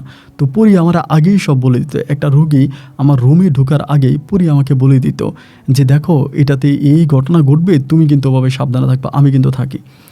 এইভাবে আমি দীর্ঘ প্রায় 3টা বৎসরের মতো কবিরাজি করি এবং 3 বৎসরে আমার সিলেটের মাটিতে আমি এত বড় কবিরাজ হয়ে যাই যে সুজন কবিরাজ এক নামে সিলেটের মানুষ চিনত। বাংলাদেশের এমন কোনো জেলা নাই, এমন কোনো ডিস্ট্রিক্ট নাই যেখান থেকে আমার কাছে রুগী আসে নাই। আমি গোটা বাংলাদেশ, ইন্ডিয়া, পাকিস্তান থেকে পর্যন্ত অবৈধভাবে আমার কাছে মানুষজন আসতো। বিভিন্ন জায়গা থেকে মানুষজন, পাকিস্তান বলতে আপনার এই যে ইন্ডিয়াতে থাকতো তারা, ওদেরকে পাকিস্তানি বলি আমরা, বিহারি না জানি কি, তারা পর্যন্ত আসতো। প্রচুর পরিমাণের মানুষের সরঞ্জাম আমার কাছে হয়ে গেছে। তো এমন করতে করতে আমি টাকা পয়সারও মালিক হইলাম, মোটামুটি টাকা পয়সারও মালিক হইলাম কিছু। এবার পরিবার থেকে আমাকে বিয়ের জন্য চাপ দিচ্ছে যে তুই বিয়ে কর, বিয়ে করতে হবে। তখন আমি গোপনে আমার মারে বিষয়টা জানালাম যে মা এই ঘটনা। তখন কিন্তু আমার ব্যাংকে অনেক টাকা হয়ে গেছে, আমি কোনো জায়গায় সম্পত্তি কিনে নেই, কিন্তু ব্যাংকে আমার প্রচুর টাকা আমি করে ফেলছি, মানে সে আমলের অনেক টাকা। তো আমি মারে বললাম যে মা দেখো এই ঘটনা, আমি তো বিয়ে করতে পারবো না, বিয়ে করলে তো এরকমভাবে আপনার পারবিন আমার উপরে খেপে যাবে, আমি তো পারবো না। আমার মা আমারে বলতেছে ওর একটা কাজ কর, তুই ওরে, মা আমাকে জিনিসটা শিখাই দিয়ে যে তুই ওরা হত্যা করে ফেল। কারণ তুই তোর জীবনে যদি বিয়েই না করিস, সংসারই না করিস, তো এত টাকা পয়সা, এত কবিরাজি, এসব করে লাভটা কী হইলো? তোর কোনো ভাই নাই, তুই বাপের একমাত্র ছেলে, এবং তোর দেখাশোনা কী করবে, তোর দিকে তাকাবে কে, তোর ভবিষ্যৎটা কী হবে? তুই একটা কাজ কর, তুই এটাকে মেরে ফেল, প্রয়োজন এটাকে মেরে ফেল। আমি বললাম এটাকে মেরে ফেললে আমি কবিরাজি করবো কেমন করে? মা বলে আমাদের আর কবিরাজি করার দরকার নাই, তোর কাছে যা টাকা হয়েছে তা টাকা দিয়েই তুই এটাই কর। মায়ের কথা শোনার পরে আমি তখন জিনিসটা নিয়ে চিন্তা করতেছি যে আসলেই কি, কারণ ফারবিন আমাকে বিয়ে করতে দিবে না, অন্য কোনো নারীর কাছে আমাকে যেতে দিবে না, আবার ও কিন্তু আমার সাথে ওভাবে থাকতেছে না। অনেকেই হয়তো মনে করবে যে ওর সাথে সম্ভবত আমার কোনো সম্পর্ক না, ওর সাথে আমার কোনো সম্পর্ক নাই, ও শুধু আমাকে দেখে, আমাকে দিক দিয়ে পছন্দ করে, শুধু পছন্দ করে না, আমার সাথে অন্য কোনো নারী, আমার সাথে অন্য কোনো মেয়ে, অন্য কোনো নারী এটা পছন্দ করে না, বাট ও আমাকে অনেক পছন্দ করে, অনেকটাই পছন্দ করেন। আমি কি করব, আমি খুব চিন্তার মধ্যে পড়ে গেলাম। আমি ফারবিনকে আবারও বুঝাইতে শুরু করলাম যে ফারবিন, আমি একটা বিয়ে করি, একটা সংসার করি, তোমার সমস্যা নাই, তুমি তো আমার সাথে আছেও। বলে না, আমি সব কিছু মেনে নিতে পারবো, আমি তোমাকে এইভাবে মানতে পারবো না, বা আমি তোমাকে ছাড়বো না, তুমি যদি থাকো তাহলে আমারই থাকতে হবে। পরিশেষে আমি তখন গোপনে গোপনে নিজের মন থেকে সিদ্ধান্ত নিলাম যে আমি ওকে হত্যা করব। এটা কিন্তু আমি তাকে বলি না, বাট আমার কাছে মনে হয় আমার এই হত্যার বিষয়টাও সে বুঝে গেছে যে আমি তাকে হত্যা করব। এরকমভাবে একদিন রাতের বেলায় আমি আবার এরই মাঝে আমল শুরু করে দিয়েছি। গোপনে গোপনে আমল করতেছি, বই পড়তেছি যে কিভাবে পরীদেরকে হত্যা করা যায়, কিভাবে পরী থেকে বাঁচা যায়। এই জিনিসগুলো আমল করতে করতে আমি একটা জিনিস পেয়েছি, এটা ওর মাধ্যমেই পেয়েছি, যে ওই আমাকে দিয়েছে, আমি অন্য একটা মানুষের নাম ধরে ওর কাছ থেকে জিনিসটা নিয়েছি যে এই কাজ করলে জিনকে হত্যা করা যায়। তো আমি ওই কাজটা করার জন্য একদিন রাত্র আনুমানিক প্রায় 12:30 বাজে, ও তখন অন্য একটা রূপে, একটা আমি বলি রেখে বিড়ালের রূপে আমার কাছে ছিল, আমি তাকে হত্যা করার জন্য ওই প্রস্তুতি নিয়েছি। ওইভাবে আমি তাকে হত্যা করবো, শুধু একটা পানি, আমি পানিটা অন্য জায়গা থেকে আনিয়েছি, ওই পানিটা শুধু ওর গায়ে ঢেলে দেবো, অতটুকুই। এই পানিটা ওর ঘরে ঢালবো, মানে পানিটা জাস্ট আমি হাতে নিছি, ওই মুহূর্তেই আমি অজ্ঞান হয়ে যাই। পানিটা হাতে নেওয়ার সাথে সাথে আমি অজ্ঞান হয়ে যাই এবং জ্ঞান হারিয়ে ফেলার পরে আমার আর কোনো কিছু মনে নাই, মানে আমি যে জ্ঞানটা হারিয়ে ফেলেছি আমার আর কোনো কিছু মনে নাই। তবে আমার কাছে যতটুকু এখন মনে হচ্ছে আর কি, সে সময় তো এটা আমার মনে থাকেনি, এখন আমার কাছে মনে হচ্ছে আমি আমার শরীরটাকে বাঁধি নাই। আমার শরীরটাকে আমি বাঁধি না, যদি আমি আমার শরীরটা বেঁধে ওর গায়ে পানিটা ঢেলে দিতাম তাহলে কিন্তু বিড়ালটা মারা যেত, মানে ও মারা যেত। তা আমি কিন্তু আমার শরীর যে ছিল, আমার শরীরটাকে আমি বাঁধি না, যার জন্য ও আমার ভিতরে ঢুকে আমাকে অজ্ঞান করে ফেলেছে। আমি তখন সেন্সলেস হারিয়ে ফেলার পরে আমার জ্ঞান ফিরে, মানে আমার যেটা মনে হয় আর কি, যে আমার ভাষ্য মতে বা আমার মতে আমার জ্ঞান ফিরে দীর্ঘ প্রায় 12 বৎসর পরে। দীর্ঘ প্রায় 12 বৎসর পরে আমার জ্ঞান ফিরে বলতে বিষয়টা এরকম, আমি যখন জ্ঞান হারিয়ে ফেলি এরপর থেকে নাকি আমি পাগলের মতো আচরণ করতে শুরু করি, এবং আমি আমার শরীরের কাপড় চোপড় খুলে ফেলি, সম্পূর্ণরূপে পাগল হয়ে যাই। এবং আমার পরিবার তখন আমার চিকিৎসা করতে শুরু করে, এবং এই চিকিৎসা করতে গিয়ে আমি যত টাকা আমার ব্যাংকে রেখেছি, আমার ব্যাংকে রাখা তো সমস্ত টাকা গেলই। আমার বাবার যেই ছোটোখাটো একটু পৈতৃক সম্পত্তি আমাদের ছিল, সেই সম্পত্তি আমাদের গেল, এবং আমরা যেই বাড়িতে থাকতাম, যেটা আমাদের বাপের ভিটা, আমার বাবার সম্পদ, আমার বাপের ওই ভিটা বিক্রি করে পর্যন্ত আমাকে চিকিৎসা করায়। আমাকে ইন্ডিয়াতে নিয়ে যায়, আজমির শরীফে পর্যন্ত নিয়ে যায়, বিভিন্ন জায়গায় আমাকে নিয়ে যায়, কিন্তু আমাকে ভালো করতে পারে নাই। এবং ওই পারভিন আমার শরীরে এমনভাবে বসে গেছে, এবং বেশিরভাগ কবিরা যেটা বলছে যে পারভিন যতক্ষণ না ওকে ছেড়ে না দেয় ওই ততক্ষণ পারভিনকে ছাড়তে পারবে না, কারণ ও পারভিনকে এমন কিছু জিনিসের অনুমতি দিয়েছে ওর শরীরে ঢোকার জন্য, এমন কিছু জিনিসের অনুমতি পারভিন পেয়েছে, পারভিন ওর শরীরের প্রতি রক্তে কোনায় কোনায় পৌঁছে গেছে, এত সহজে সরানো যাবে না। এবং আপনারা শুনলে অবাক হয়ে যাবে যে আমি নাকি প্রায় 12টা বৎসর সম্পূর্ণ নারীর মতো কথা বলেছি, মানে মেয়েদের মতো কথা বলেছি, সম্পূর্ণ মেয়েদের কণ্ঠে মেয়েদের মতো করে কথা বলেছি। এবং আমি নাকি সবসময় মাথার চুল লম্বা রাখতাম, চুল আঁচড়াইতাম, চুলের মধ্যে বেনি করতাম, অনেক সময় আমার মায়ের কাপড় পরতাম, অনেক সময় 3 পিস পরতাম, এবং সম্পূর্ণ মেয়েদের মতোই চলাফেরা আমার ছিল, সম্পূর্ণ মেয়ে। মানে এরকমও হয়তো যে 3 পিস ছাড়া আমি কোনো কিছুই পড়তাম না। ওই 12টা বৎসর ঠিক এভাবে আমি আমার জীবন থেকে কাটাই। 12 বৎসর পরে আল্লাহর কোন রহমত বা আল্লাহর কি হুকুম, পারভিন আমাকে হঠাৎ ছেড়ে চলে যায়, এবং আমি তখন হঠাৎ করেই ভালো হয়ে যাই। এবং আমার মা বাবাও তখন বেঁচে ছিল, বাট আমার বাবা তখন খুবই অসুস্থ, বাবা মুমূর্ষু অবস্থায়। এবং সকলে তখন বলতেছে যে হঠাৎ করে আমি ভালো হয়েছি। আমি ভালো হওয়ার ঠিক 1 সপ্তাহের মাথায় আমার আব্বাজান মারা যায়। এই নিয়েও গ্রামের মানুষের মুখে অনেক কুসংস্কার আছে, হয়তো আমার বাবার জীবনের কারণে, আমার বাবার মৃত্যুর কারণে আমি একটা সুস্থ জীবন পাইছি, এটাও অনেকে বলে। যাই হোক, লোকের কথাই কোনো কিছু যায় আসে না, আমি লোকের কথা বলতেও চাই না। এইভাবে আমি একটা নতুন জীবনে পদার্পণ করি বা আমি ভালো হই। এবং ভালো হওয়ার পরে তখন আমরা ভাড়া থাকতাম আপনার সুরমা নদী, অনেকের কাছে পরিচিত সুরমা নদীর পাড়ে আমরা তখন ভাড়া থাকতাম ওইখানে।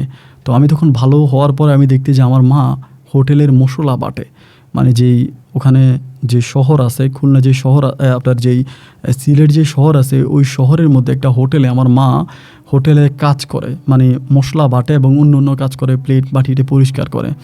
তখন আমার একদম দাড়ি, পেট পর্যন্ত দাড়ি, আমার এরকম অবস্থা পরে আমি চিন্তা করলাম যেমন মায়ের আমি কাজ করতে দিব না, বাট আমার শরীরে অতটা শক্তিও না যে আমি কিছু একটা করব। আমি তখন সর্বপ্রথমে সুরমা নদীতে মাছ ধরতে শুরু করি, এবং মাছ ধরতে একটা পর্যায়ে আমি ওখানে একটা মাছ ধরার একটা বিয়াল, আমার মায়ের কাছ থেকে কিছু টাকা নিয়ে আমি একটা বিয়াল কিনে আমি ওখানে মাছ ধরতে শুরু করি। আলহামদুলিল্লাহ আমি তখন ভালোই মাছ পাইতাম, খুব ভালো মাছ পাইতাম, মাছ ধরতাম, মাছ বিক্রি করতাম। এবং আমি একজন আলেম মানুষ ছিলাম, এই জন্য এলাকার মানুষ আমাকে অনেক ভাবে আমাকে নিয়েছে, বা সবাই আমার সাথে খুব ভালো ব্যবহার, আচরণ, সর্বদিক থেকে আমি খুব ভালো একটা অবস্থানের মধ্যে আছি। সারা রাতভর মাছ ধরতাম, এবং মাছ ধরার পরে এই মাছ আমি সকালবেলা আপনার এই শহরের মধ্যে, সিলেট শহরে অনেক সময় হেঁটে বিক্রি করতাম, আবার অনেক সময় বাজারে নিয়ে বিক্রি করতাম। তো এইভাবে আমার জীবন থেকে অনেকগুলো মাস কেটে যায়। বাট সেই মাসগুলোর ভিতরে আমি কিন্তু আর এই পারভিন আক্তারকে দেখি নাই। পারভিন আক্তার কিন্তু আমার সামনেও আর পড়ে নাই, পারভিন আক্তারের শরণাপন্ন আমি হই নাই। আমি আমার মতো করে আমার জীবনটাকে আমি কাটিয়ে দিচ্ছিলাম। পারভিন আক্তার আর আমার মাঝে আসলো না, সম্পূর্ণভাবে পারভিন আক্তার আমার জীবন থেকে হারিয়েই গেল, মানে ওই পরিটার আমার কাছে আসলো না। যাই হোক, ও আসেনি, আমি আরও ভালো, আমি আরও শান্তি। এভাবে সময়গুলো কাটতে একটা পর আমার আম্মা আমাকে বিয়ের জন্য চাপ দিচ্ছে, তুই বিয়ে কর, তোর বিয়ে করতে হবে। আমি বললাম, মা, বিয়ে করতে গিয়ে আমার জীবনটা এরকমভাবে নষ্ট হয়ে গেল, এখন আমি এবার বিয়ে করবো? আমার আম্মা বলে, বিয়ে কর। তুই বিয়ে কর এবং বিয়ে করলে তোর ভালো হবে, এরকম করে। তখন আমার প্রায় মধ্য বয়স, আমার বয়সও প্রায় শেষের দিকে। তো এই বয়সে তো আসলে বিয়ে করাটাও সম্ভব না, দাড়ি চুল সব পেকে গেছে, সাদা হয়ে গেছে। এরকম বয়সে আমার কাছে মেয়েও বা কে বিয়ে দিবে? এরকম করতে করতে আমার মা তখন আমার মতো বয়স হয়ে বিয়ে হয়েছে, স্বামী মারা গেছে, এরকম একটা মেয়ে তখন আমার আম্মা খুঁজে বের করে সিলেট শহরের মধ্যেই। মেয়েটার নাম ছিল তানিয়া আক্তার। তানিয়া আক্তার নামের একটা মেয়ে আমার মা খুঁজে বের করে এবং বলে যে এই মেয়েটাকে বিয়ে কর এবং এটাকে বিয়ে করলে হয়তো তুই ভালো হতে পারবি, মেয়েটা ভালো আছে। তো আমি আসলে যেহেতু 12 বৎসরের মতো পাগল ছিলাম, 12 বৎসর আমি পাগল থাকার কারণে এলাকাতে আমার একটা বদনাম হয়ে গেছে। আমি জিনের কবিরাজি করতাম, এরপরে জিন আমাকে পাগল করে দিয়েছে। এই জন্য আসলে কেউ আমার কাছে মেয়ে বিয়ে দেওয়ার জন্য রাজি হয় না, কেউ কারো মেয়েকে আমার কাছে বিয়ে দেয়ও না। এবং এই বিয়ের বিষয়ে আমি সম্পূর্ণভাবে আলাদা একজন মানুষ হয়ে গেলাম। কারো কাছে আমি কোনো পরিমাণের মানে বিন্দু পরিমাণের কোনো রকমের সম্মান পাচ্ছি না। এবং একটা পর্যায়ে ওই মেয়েটাকে বিয়ে করাবে আমার মা বলে। আমি আর আমার বড় বোন ওই মেয়েকে তখন দেখার জন্য যাই মেয়ের বাড়িতে। যাওয়ার পরে মেয়েটা আপনার স্বাস্থ্য ভালো ছিল, স্বাস্থ্যবান ছিল, উঁচে লম্বায় সবই ঠিক আছে, কিন্তু শ্যামবরণ ছিল, সুন্দর ছিল না, শ্যামবরণ ছিল। তো আমার কথা হচ্ছে এমনিতেই তো আমি বিয়ে করতে পারি না, আমার বউ নাই, তার ভিতরে যদি এটা হয় তাহলে খারাপকে মারে। বললাম যে মা আলহামদুলিল্লাহ ভালো, আমি ওকে বিয়ে করব। পরে পারিবারিকভাবে ছোটোখাটো একটা অনুষ্ঠানের মাধ্যমে আমার বোনেরা, বোন জামাইরা সবাই সাহায্য সহযোগিতা করে পরে আমার এই মেয়েটার সাথে আমার বিয়ে হয়। তো বিয়ে হওয়ার পরে বাসর ঘরে আমি তার ভিতরে কেমন জানি একটু অন্যরকম কোনো কিছু দেখতে পাচ্ছি। অন্যরকম কোনো কিছু বলতে এরকম, ও একটু মুডি টাইপের মেয়ে, একটু মোড ধরে থাকে, একটু কেমন জানি। যাই হোক, আমি তো খুব শান্ত স্বভাবই ছেলে, ভাবলাম আমার সাথে অ্যাডজাস্ট হবে, সমস্যা নেই, এই মনে করে আমি ওর সাথে সংসার শুরু করি। এবং আমার সংসার জীবনও মাশাল্লাহ অনেকটা সুখেরই হয় আমার জায়গা থেকে মনে হলো। কিন্তু ফারবিন আক্তারের ভিতরে একটা সমস্যা আমি সবসময় দেখতাম। ধরেন আমরা তো একটি বাসায় থাকতাম, তো অনেক সময় দেখা যায় আমার আম্মা টাকা হারায় যেত, মানে আমার আম্মা টাকা রাখতো এখানে, পরে আর টাকা পাইতো না। তো ফারবিনকে জিজ্ঞেস করার পরে ফারবিন শুধু কসম কাটতো যে আমি অমুকের কসম, তমুকের কসম, আমি টাকা নিই নাই, এটা ওইটা অনেক ধরনের কসম ও কাটতো। তো আমার আম্মাও তখন ওরে আর কোনো কিছু বলতো না। এবং 19 থেকে 20 হলেও কসম, আমার মাথার কসম, বাপের কসম, মায়ের কসম, চোখের কসম, শুধু কসম দিত। আমি ওরে বললাম ফারবিন তুমি এইভাবে কসম দিও না, কসম দিয়ে কখনো মিথ্যাকে সত্য বানানো যায় না। আর যারা বেশি মিথ্যা বলে তারাই বেশি কসম করে, যারা বেশি মিথ্যা বলে তারাই বেশি কসম করে। তুমি এরকম কসমের শরণাপন্ন হইও না, এরকম কসম করো না, তুমি ভালো হয়ে যাও। আমার কিন্তু ওরে ভালো লাগছে, এটা সত্যি কথা, আমি অনেক ভালোবাসছি। মানে আমার জীবনে যদি আমি কাউকে ভালোবেসে থাকি, আমি ওর মেয়েটার নাম ছিল তানিয়া আক্তার, আমি তানিয়া আক্তারকে ভালোবাসছি। আমার দেহ মন ও প্রাণ উজাড় করে আমি তানিয়াকে ভালোবাসছি, খুবই ভালোবাসছি তানিয়াকে। তো ওর এরকম কসম কারাগুলো আমার ভালো লাগতো না। ও যে এরকম কথায় কথায় কসম করতো, কথায় কথায় কসম করতো, আমি বারবার ওকে বলতাম যে কসম করো না, এইভাবে কসম ভালো না, কিন্তু ও আসলে আমার কথা শুনতো না। ও ওই কসমের মধ্যেই ও সময় কাটাতো। তো আমিও আর কী করবো, একজন স্বামী আসলে বা কী করতে পারে। এমন করতে করতে একটা সময় ও বাচ্চা কনসেপ্ট করে। ভেবে যখন ওর পেটে আসে, আমি তখন আলহামদুলিল্লাহ অনেক খুশি হই যে আল্লাহ আমাকে সন্তান দিবে। আমি তো আল্লাহর কাছে এটুকুই চেয়েছিলাম, আল্লাহর কাছে হাত তুলে আমি কান্নাকাটি করি, আল্লাহ তুমি আমাকে সন্তান দিয়েছো, এর চেয়েও বড় কোনো চাওয়া তো আমার হতে পারে না।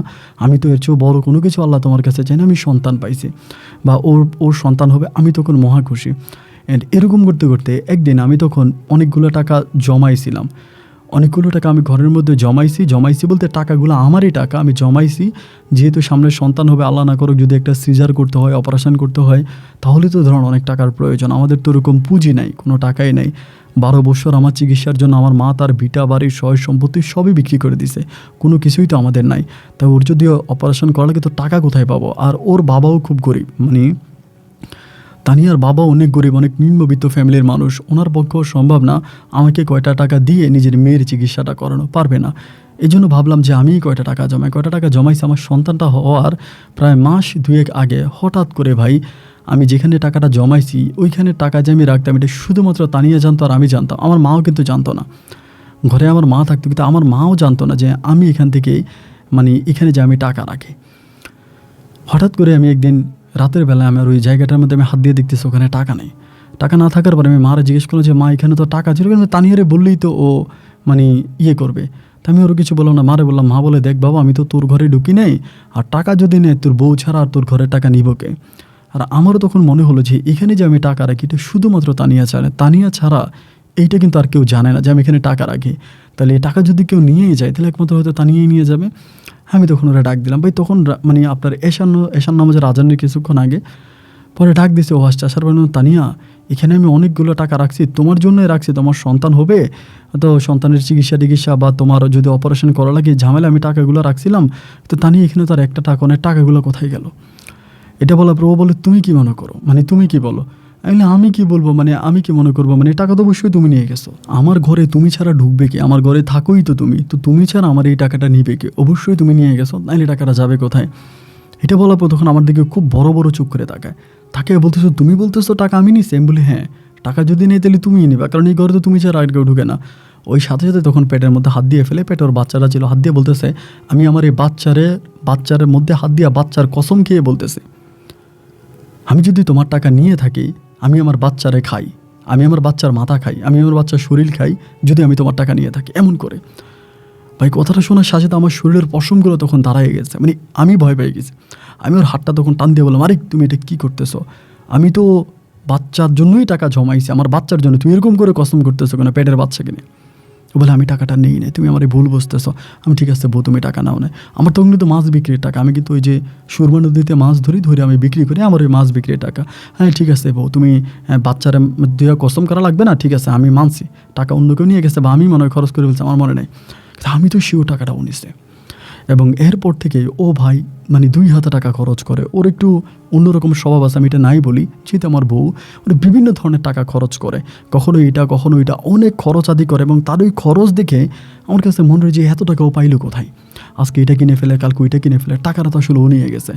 আমি ওরে বলি যে তানিয়া তুমি আল্লাহর কাছে তওবা পাঠ করো, আল্লাহর কাছে তওবা পাঠ করো, আমার কাছে কেন জানি মনে হয় যে তুমি ভুল করতেছো, তুমি মনে হয় ভুল করতেছো, তুমি আল্লাহর কাছে তওবা পাঠ করো। ওই যে বাচ্চাদের গায়ে হাত দিয়েও শপথ করছে বা কসম করছে।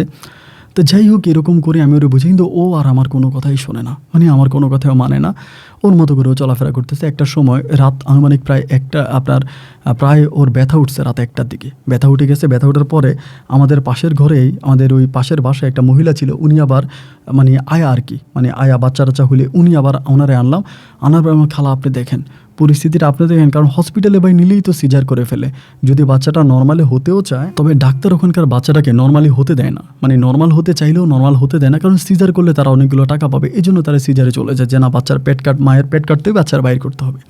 তো এই জন্য আমি নিতে চাচ্ছি না। যে ওই মহিলাটারে বললাম যে আয়া আপনি তো আসেন, খালা আপনি দেখেন যদি অবস্থা বেগতিক হয় তাহলে আমি নিয়ে যাবো। পরে খালা দেখলো, দেখা টিকে আমার বলতেছে না বাচ্চার পজিশনও ভালো, মায়ের পজিশনও ভালো, তুমি আর টেনশন করো না, বাচ্চা এখানে হবে। আনুমানিক 3টার দিকে তখন ওর বাচ্চা প্রসব হয়েছে। বাচ্চাটা প্রসব হওয়ার পরেই আমি তখন ঘরের বাইরে, আমার মাও ঘরের ভিতরে, ওই বুয়াটাও ঘরের ভিতরে, আমার বউ ঘরের ভিতরে, হঠাৎ করে তারা ঘরের মধ্যে চিৎকার শুরু করছে। আমার মা চিৎকার শুরু করছে, আমি কী হয়েছে মা চিৎকার করতে কেন? মা তখন দরজা খুলে দিছে, দরজা খুলে দৌড় মারা দিলাম যে মা গো কী হয়েছে? মা বলে আরে বাবা আমি কি দেখলাম, আমি এটা কি দেখলাম? তুমি কি দেখছো বলো? আরে আল্লাহ আমি এটা কি দেখলাম, আরে আল্লাহ এটা আমি কি দেখলাম? আমি তখন দৌড়ে ঘরে ঢুকছি। ভাই ঘরে ঢুকে দেখতেছি আমার এই ছোটো বাচ্চা মাত্র হয়েছে, বাচ্চাটা হওয়ার পর আমার বাচ্চাটার হাতের একটা অংশ আমার বউয়ের মুখের মধ্যেও খাইতেছে। এবং এটা নিজের চোখে দেখা, সম্পূর্ণ নিজের চোখে দেখা, যে আমার বাচ্চারা একটা হাত অলরেডিও খেয়ে ফেলছে, ও মুখে মানে গিলে ফেলতেছে। আমি দৌড়ে আছি আর ধরলাম এটা কি বলা মাত্রই অজ্ঞান হয়ে যায়, ওইখানে জ্ঞান হারিয়ে ফেলে। আমি তখন আর বাইরের লোকজন ডাকলাম না, আমার মারা ডাক দেওয়া ঘরে ঢুকে হচ্ছে মা চিৎকার দিও না, মা তখন আর ঘরে জানে কী হয়েছে। আমি তখন অজ্ঞান হয়ে পর ওর মুখের মধ্যে পুরো রক্ত, কিন্তু একদম মুখ টুক সব রক্ত। আমি তখন এর মুখটারে মুছে দিয়া বাচ্চাটার, আমি তখন মরে গেছে তো অলরেডি, এক হাত খেয়ে ফেলছে, শরীরে অনেকটা অংশ খেয়ে ফেলছে। আমি তখন এটারে তেনা দিয়ে পেঁচাইলাম, পেঁচানোর পরে আমি তখন এলাকার লোকজনের বলে এটা মৃত সন্তান হয়েছে, আমার বাচ্চাটারে কবর দিতে হবে। আমি জাস্ট ঘন্টা 2-এর ভিতরে লোকজনটাকে আমার বাচ্চাটারে, আমার ঘরে একটা সাদা লুঙ্গি আছে পরিষ্কার, ওই লুঙ্গিটা পেঁচে আমি মাটি দিয়ে দিছি, দাফনের কাপড়ের জন্য অপেক্ষা করে আমি মাটি দিয়ে দিছি। দাফন হওয়ার পরও আমার বউ তখন অজ্ঞান, মানে বউর এখনও জ্ঞান আসে নাই। পরে বউরে হসপিটালে নিয়ে যাওয়ার পরে ওর জ্ঞান আসছে, ও খালি হাসে এটা না রে ওইটা না রে। আমি তখন বুঝে গেছি যে ঘটনাটা হচ্ছে এইটা, যে ওর ভিতরে ফারবিন ঢুকে গেছে, আমার সেই ফারবিন ওর ভিতরে ঢুকছে, এবং ঢুকার পরে ফারবিনই আমার বাচ্চাটার আবার নষ্ট করে দিছে। এবার আমি আর কি করব? আমার তো এবার আমি অসহায়, আমার তো আর কোনো কিছুই করার নাই। আমার জায়গায় তো আমি পুরো অসহায়, কারণ ফারবিন আমার 12টা বৎসর নিয়ে গেছে, 12টা বৎসর আমাকে মহিলার কাপড় চোপড় পরে রাখছে, আমার জীবনটা শেষ করছে। এখন আমার একটা সন্তান হলো, সন্তানটারও খেয়ে ফেললো, আর আমার বউটারেও পাগল বানায় দিল। কবিরাজের কাছে নিয়ে যায়, আবার সেই কবিরাজের কাছে নিয়ে যায়। কবিরাজের দেখা বলে যে না আমাদের কাছে কোনো চিকিৎসা নাই, ওর সাথে কোনো জিন নাই। বলে ওর সাথে কোনো কিছুই নেই। মানে আমি যতই কবিরাজের কাছে নিয়ে যাই যে আপনারা দেখেন, বলে ওর ভিতরে কিছুই নেই। ওরা চালান পরে, ওরা যখন চালান দিয়ে বলতেছে ওর ভিতরে কোনো কিছুই নেই, ওর ভিতরে কেউ নাই, ওর ভিতরে কেউ নাই এবং ও এরকম, বলে ওর ভিতরে কেউ নাই, ও এরকম আমারে বলতেছে। আমি তখন বললাম যে এইটা কী কথা বলেন, তাহলে ওইরকম করে কেন? বলে অন্য সমস্যা। তুমি ডাক্তারের কাছে নিয়ে যাই, ডাক্তারও ওর ব্রেন পরীক্ষা করে, এটা করে ওইটা করে, অনেক কিছু করে, বাট ডাক্তাররাও কোনো কিছু ধরতে পারে না। যে বলে যে না, ও তো ঠিকই আছে, তাহলে সুস্থই আছে, আমরা তো ওর মাঝে কোনো সমস্যা পাই না। আমি প্রায় 6 মাসের মতো ওকে মেন্টাল হসপিটালে ভর্তি করাই রাখি, যে হসপিটালে ভর্তি থাকুক, সেখান থেকে হয়তো ভালো হয়ে ফিরবে। কিন্তু 6 মাসে ওই হসপিটালে ভর্তি থেকেও তার কোনো পরিবর্তন নাই। আমি একটা সময় খরচ চালাইতে পারি না, মানে ওর খরচটা, হসপিটালের খরচ চালাইতে পারি না, দেখে আমি হসপিটাল থেকে নিয়ে আসছি। তখন মা অনেক অসুস্থ, ওরে আমি বাসায় এনে রাখছি, ওর সাথে শুইলে ও হাসে, আমার ঘাড়ে কামড় দেয়, হাসে, মানে পাগলামি করে। এভাবে 2টা মাস কাটাইছি। 2টা মাস পরে একদিন গভীর রাতে আমি মসজিদের দিকে রওনা দিছি। মসজিদে রওনা দেওয়ার পরে, মসজিদে রওনা দিয়ে 2 রাকাত নফল নামাজ পড়ছি। 2 রাকাত নফল নামাজ পড়ে চিৎকার করে আল্লাহর কাছে কাঁদতেছি, আল্লাহ গো, আমি কী অপরাধ করছি তোমার কাছে আমি জানি না, তুমি তো জানো আল্লাহ আমি কী অপরাধ করছি। ও আল্লাহ, আর কত, আল্লাহ গো, আর কত আমারে তুমি অত্যাচার করবা, আর কত অবিচার করবা। 12 বছর আমার জীবন থেকে হারিয়ে গেল আল্লাহ।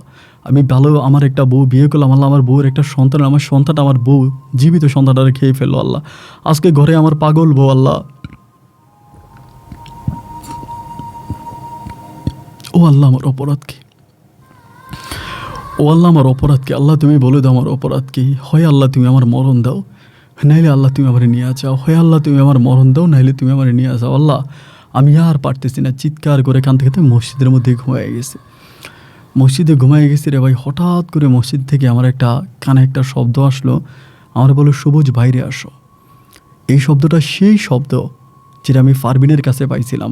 ফারবিনের গলা, হবি কল ফারবিনের গলা, নাকে বাঁচাইয়া কথা বলে ফারবিনের মতো।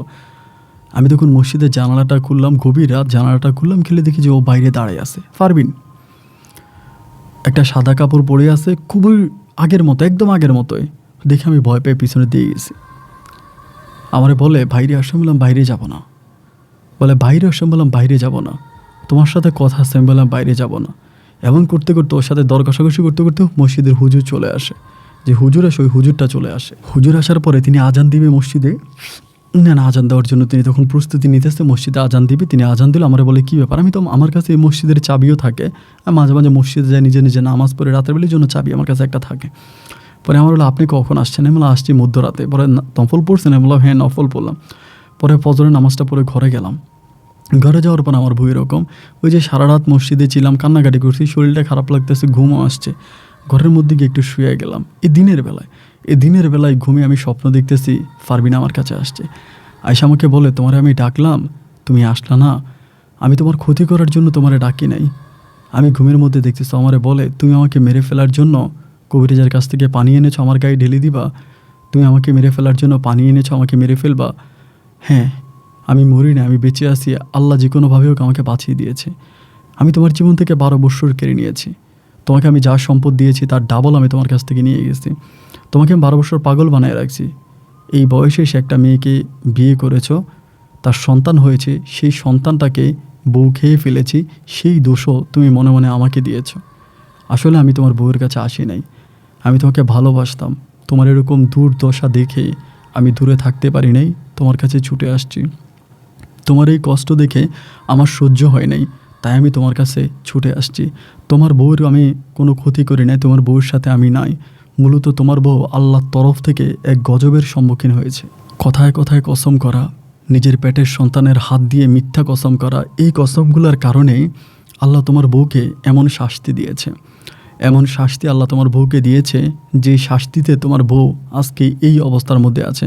আসলেই কিন্তু আমি তোমার বউয়ের কোনো ক্ষতি করি নাই, এবং আমি কখনো তোমার সামনে আসতেও চাই না, তোমার সামনে আমি পড়তেও চাই না।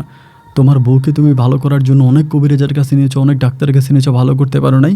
কিন্তু আমি পড়ি হিসাবে তোমাকে একটা উপদেশ দেওয়া যায়, তুমি 41 দিন এই আমলটা করো। একটা আমল আমাকে শিখিয়ে দেয় যে 41 দিন তুমি এই আমলটা করো গভীর রাতে, যখন এই পৃথিবী ঘুমিয়ে যাবে, পৃথিবী ঘুমিয়ে গেলে তুমি তখন এই আমলটা করবে, এবং এই আমলটা করলে তুমি তোমার 41 দিন পরে তোমার বউ ভালো হবে। এই বলে ও তখন পারবিন তখন চলে যায়। আমি ওরা কিন্তু আর দেখি না, যা স্বপ্নের মধ্যে কথাগুলো বলে যায়।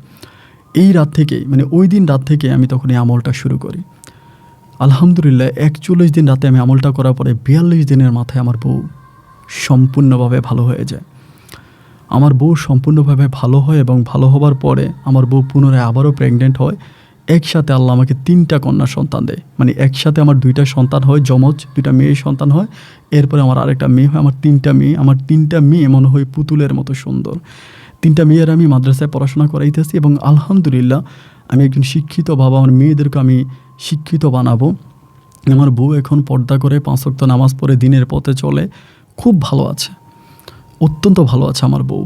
তো আমার কাছে, আমি যখন হুজুর মানুষ, আমি তো গরিব মানুষ, ধনী মানুষ না, মাছ ধরি, এখনও মাছ ধরে মাছ বিক্রি করি এবং কিছুটা গ্রাম কিছুটা শহর মিলিয়ে আমি একটা জায়গার মধ্যে ভাড়া থাকি। আমি সেখানে দেখি অনেক মায়েরা তাদের সন্তানকে সন্তানের কসম করে। অনেক মানুষ, আমি মাছ কিনতে, আমার পাশের মাছের দোকানদার, উনি মাছ বিক্রি করে, মাঝে মাঝে ওনার মেয়েটা ওনার পাশে বসে থাকে মাছ বিক্রি করার সময়। উনি বলে ভাই 150 টাকা কেজি। তা লোকেরা বলে ভাই 120 টাকা দেন। উনি বলে আমার মেয়েটা পাশে বসে আছে, মেয়েটার কসম ভাই 130 টাকা দিয়ে মাছটা কিনছি। আসলে কিন্তু মাছগুলো তার 100 টাকায় কিনা। এরকম মাঝে মাঝে দেখে ওনারা বলি, ওনার নামটা না বলি, ওনারা বলি ভাই এই যে দুধের বাচ্চাটা নিয়ে কসম করতেছেন কেন? বলে ভাই কী করবো, ব্যবসা করতে হলে করা লাগে। অনেক সময় ব্যবসায় হাত দিয়ে ফেলে, নিজের মাথায় হাত দিয়ে ফেলে, অমুকের কসম তমুকের কসম, ব্যবসার কসম, ভাই এটা এত টাকা দিয়ে কিনেছি। এই যে কোনো কিছু ধরে কসম কারা এবং এই কসমের প্রতিফলে যে একটা মানুষের জীবন কতটা বিষণ্ণতায় হয়ে যায়, কতটা কষ্টের হয়ে যায়, আমি আপনাকে এই জিনিসটাই জানালাম। আমাদের এই সমাজে দিন যত বাড়তেছে মিথ্যের প্রবণতা ততটাই বেড়ে যাচ্ছে, প্রতারণার প্রবণতা ততটাই বাড়তেছে। আর ওই মিথ্যাটাকে সত্য বানানোর জন্য মানুষ একটা জিনিসের আশ্রয় নেয়, সেটা হচ্ছে কসম। আর এই কসমে কসমে একটা মানুষ তার নিজের জীবনটাকে শেষ করে দেয়। তার জ্বলন্ত প্রমাণ আমি দেখেছি আমার বউয়ের মাঝে। এজন্য আমি আপনার কাছে অনুরোধ করি, আপনি আমার গল্পটা প্রচার করে দেশ ও জাতিকে জানিয়ে দেন, যেন মানুষ মিথ্যা থেকে বিরত থাকে এবং মিথ্যাটাকে সত্য বানানোর জন্য যাতে কোনো কসমের আশ্রয় না নেয়। আপনি জাতিকে বলে দেন যে পৃথিবীতে তারাই বেশি মিথ্যা বলে যারা বেশি কসম করে। কসমের থেকে মানুষকে বেরিয়ে আসার জন্য আপনার মাধ্যমে আমি মানুষের কাছে ক্ষমা চাই, মানুষ যেন অকারণে কসম না করে। আপন ভাই ভালো থাকবেন। আমি সিলেটে আছি, যদি কোনো দিন আসেন আমার সাথে যোগাযোগ করেন। আমি একজন মাছ বিক্রেতা, আমি আপনারা মাছ ভাজি করে আমার ঘরে খাওয়াবো। এটা আমার বাসার নাম্বার, যদি কখনো আসেন ফোন দিয়েন। আসসালামু আলাইকুম।